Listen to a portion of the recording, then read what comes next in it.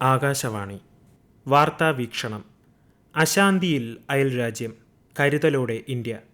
തയ്യാറാക്കിയത് CV ശ്രീജിത്ത്, മാധ്യമപ്രവർത്തകൻ, തിരുവനന്തപുരം.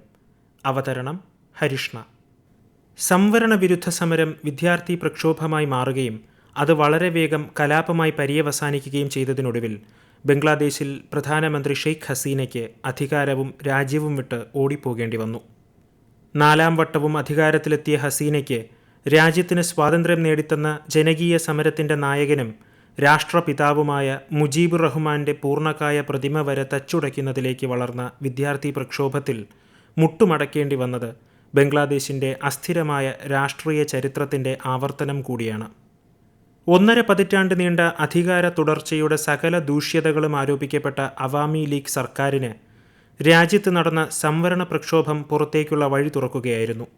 എക്കാലത്തും ഇന്ത്യയെ പിന്തുണച്ചിരുന്ന ബംഗ്ലാദേശ് മുൻ പ്രധാനമന്ത്രി ഷെയ്ഖ് ഹസീന പ്രക്ഷോഭങ്ങളെ തുടർന്ന് ഈ മാസം 5-നാണ് രാജ്യം വിട്ട് ഇന്ത്യയിൽ അഭയം പ്രാപിച്ചത്. പിന്നാലെ നൊബേൽ സമ്മാന ജേതാവായ മുഹമ്മദ് യൂനുസിൻ്റെ ഇടക്കാല സർക്കാർ ബംഗ്ലാദേശിൽ അധികാരമേറ്റു.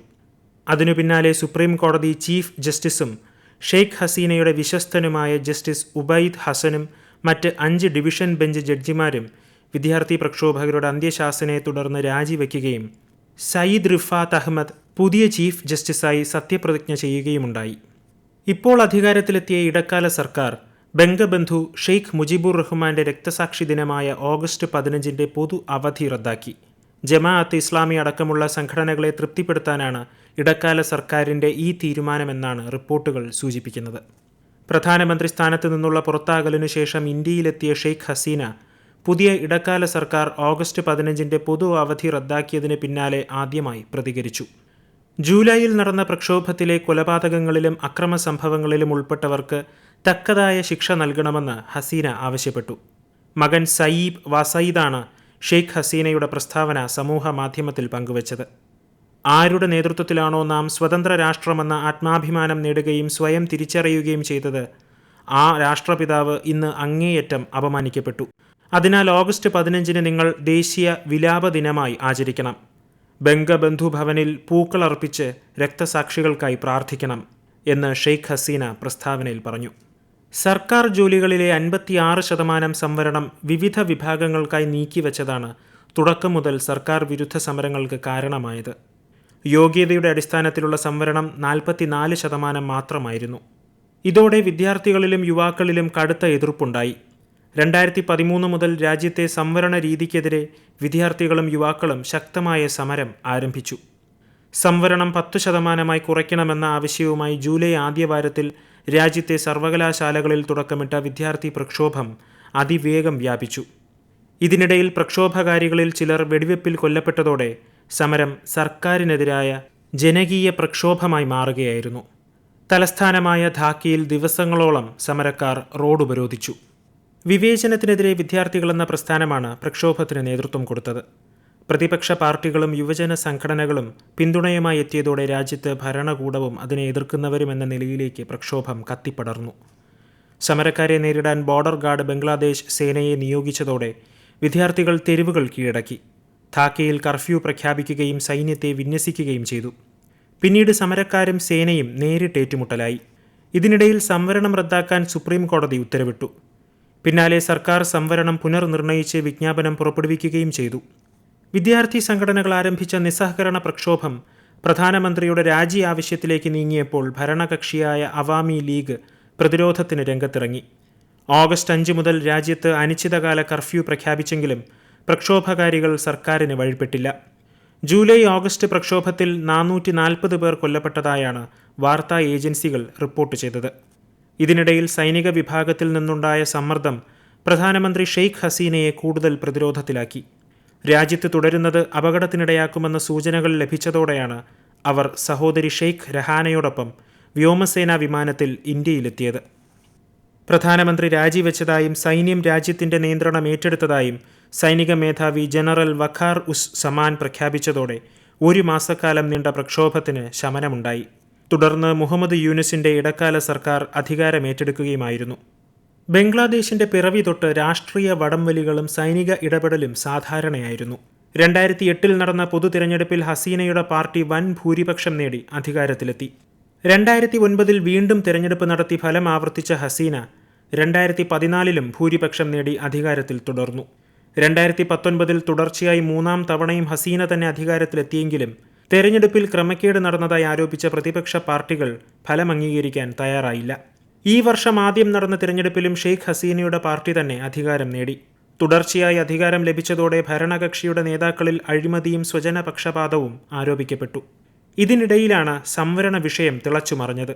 ഷെയ്ഖ് ഹസീന പ്രധാനമന്ത്രി സ്ഥാനം രാജിവെച്ചതിനു ശേഷം രാജ്യത്തെ 48 ജില്ലകളിലായി 278 ഹിന്ദു കുടുംബങ്ങൾ വൻ അക്രമവും നശീകരണ പ്രവർത്തനങ്ങളും നേരിട്ടതായി രാജ്യത്തെ 23 മതസംഘടനകളുടെ മഹാദേശീയ സഖ്യമായ ബംഗ്ലാദേശ് ദേശീയ ഹിന്ദു മൊഹജോത്ത് നേതാക്കൾ പറഞ്ഞു. അതേസമയം കഴിഞ്ഞ ദിവസം ഇടക്കാല സർക്കാരിന്റെ മുഖ്യ ഉപദേഷ്ടാവ് മുഹമ്മദ് യൂനുസ് ധാക്കയിലെ ചരിത്രപ്രസിദ്ധമായ ഹിന്ദു ക്ഷേത്രം സന്ദർശിക്കുകയും രാജ്യത്തെല്ലാവർക്കും തുല്യ അവകാശമുണ്ടെന്നും എല്ലാ വിഭാഗങ്ങളുടെയും അവകാശങ്ങൾ സംരക്ഷിക്കപ്പെടുമെന്നും സമുദായ നേതാക്കൾക്ക് ഉറപ്പു നൽകി. എന്നാൽ ബംഗ്ലാദേശിലെ ആഭ്യന്തര സംഘർഷം സൂക്ഷ്മമായി നിരീക്ഷിക്കുകയാണ് ഇന്ത്യ. കലാപത്തിനും ഹസീന സർക്കാരിന്റെ അട്ടിമറിക്കും പിന്നിൽ വിദേശ ഗൂഢാലോചന പൂർണ്ണമായും തള്ളിക്കളയാൻ ഇന്ത്യ തയ്യാറായിട്ടില്ല. പ്രധാനമന്ത്രി ഹസീന അധികാരത്തിലിരുന്ന 15 വർഷക്കാലം ഇന്ത്യയുമായി ബംഗ്ലാദേശ് ഏറ്റവും അടുത്ത സൗഹൃദമാണ് പുലർത്തിയത്. പുതിയ സംഭവ വികാസങ്ങളുടെ പശ്ചാത്തലത്തിൽ ഹസീനയെ പൂർണ്ണമായി പിന്തുണയ്ക്കാനോ വിദ്യാർത്ഥി പ്രക്ഷോഭത്തെ തള്ളിപ്പറയാനോ ഇന്ത്യ തയ്യാറാകാത്തത് നയതന്ത്ര നീക്കങ്ങളുടെ ഭാഗമാണ്. എല്ലാവരും സംയമനം പാലിക്കാനും രാജ്യത്ത് സമാധാനം പുനഃസ്ഥാപിക്കാനും ചർച്ചകളിലൂടെ പ്രശ്നപരിഹാരം സാധ്യമാക്കാനും ബംഗ്ലാദേശിലെ നിലവിലെ നേതൃത്വത്തോട് ഇന്ത്യ ആവശ്യപ്പെട്ടിട്ടുണ്ട്. ഇക്കാര്യത്തിൽ പാർലമെന്റിലെ ഇരുസഭകളിലും വിദേശകാര്യമന്ത്രി എസ് ജയശങ്കർ വിശദമായ പ്രസ്താവന നടത്തിയിരുന്നു. ബംഗ്ലാദേശിലെ ഇന്ത്യൻ പൗരന്മാരുടെ സുരക്ഷ ഉറപ്പാക്കാൻ വിദേശകാര്യ മന്ത്രാലയം ശക്തമായ നടപടികൾ സ്വീകരിച്ചിട്ടുണ്ട്. രാജിവെച്ച് ഇന്ത്യയിലെത്തിയ പ്രധാനമന്ത്രി ഷെയ്ഖ് ഹസീനയ്ക്കെതിരെ ഇപ്പോൾ ബംഗ്ലാദേശിൽ കൊലപാതക കേസെടുത്തതോടെ മറ്റേതെങ്കിലും രാജ്യത്തേക്ക് മാറാൻ അവരുടെ മേൽ സമ്മർദ്ദമുണ്ടായേക്കും. ഇന്ത്യയും ബംഗ്ലാദേശുമായി കുറ്റവാളി കൈമാറ്റ ഉടമ്പടിയുണ്ടെങ്കിലും കേസ് കോടതിയിലെത്തിയ ശേഷമേ അവരെ കൈമാറ്റം ചെയ്യാൻ ബംഗ്ലാദേശ് അധികൃതർക്ക് ആവശ്യപ്പെടാനാകൂ. ഇതിനിടെ ബംഗ്ലാദേശിന്റെ ഇടക്കാല പ്രധാനമന്ത്രിയായി അധികാരമേറ്റ മുഹമ്മദ് യൂനുസിന് പ്രധാനമന്ത്രി നരേന്ദ്രമോദി ആശംസകൾ അറിയിച്ചിരുന്നു. ഇരു രാജ്യങ്ങളുടെയും സമാധാനത്തിനും സുരക്ഷയ്ക്കും വികസനത്തിനുമായി ഒരുമിച്ച് പ്രവർത്തിക്കാൻ ഇന്ത്യ പ്രതിജ്ഞാബദ്ധമാണെന്നും ശ്രീ മോദി പ്രതികരിച്ചു.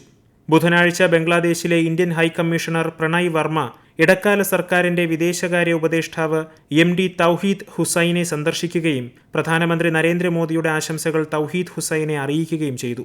സമാധാനത്തിനും സുരക്ഷയ്ക്കും വികസനത്തിനുമായി ഇടക്കാല സർക്കാരുമായി സഹകരിച്ച് പ്രവർത്തിക്കാൻ ഇന്ത്യ ഗവൺമെന്റ് സന്നദ്ധമാണെന്നും അദ്ദേഹം വ്യക്തമാക്കി.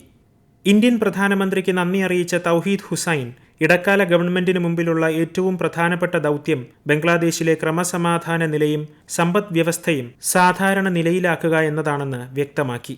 ഇന്ത്യയും ബംഗ്ലാദേശും തമ്മിൽ 1600 കോടിയിലേറെ ഡോളറിന്റെ വാണിജ്യമാണ് 2022-23 നടന്നത്. തുന്നിയ തുണിത്തരങ്ങളാണ് ബംഗ്ലാദേശിന്റെ പ്രധാന കയറ്റുമതി. ഇതിനുവേണ്ട തുണിത്തരങ്ങൾക്കും മറ്റ് അസംസ്കൃത വസ്തുക്കൾക്കും അവർ ഇന്ത്യയെയാണ് ആശ്രയിക്കുന്നത്. ആ സാഹചര്യത്തിൽ ബംഗ്ലാദേശിൽ ആര് അധികാരത്തിൽ വന്നാലും ഇന്ത്യയോട് പൂർണ്ണമായി ശത്രുതാ മനോഭാവം വച്ചുപുലർത്താനാവില്ലെന്നും വിലയിരുത്തപ്പെടുന്നുണ്ട്. ഹസീനയെ പൂർണ്ണമായി കൈവിടാൻ ഇന്ത്യക്ക് സാധിക്കില്ല. അതേസമയം ബംഗ്ലാദേശിലെ പുതിയ ഭരണകൂടവുമായി നല്ല ബന്ധം പുലർത്തേണ്ടത് ഇന്ത്യയുടെ ആവശ്യമാണ്. സാഹചര്യങ്ങൾ സസൂക്ഷ്മം വിലയിരുത്തി വളരെ കരുതലോടെ ബംഗ്ലാദേശ് വിഷയത്തെ കൈകാര്യം ചെയ്യുക എന്നതാണ് നിലവിൽ ഇന്ത്യയുടെ നയം. നിങ്ങൾ കേട്ടത് വാർത്താ വീക്ഷണം. അശാന്തിയിൽ അയൽരാജ്യം, കരുതലോടെ ഇന്ത്യ.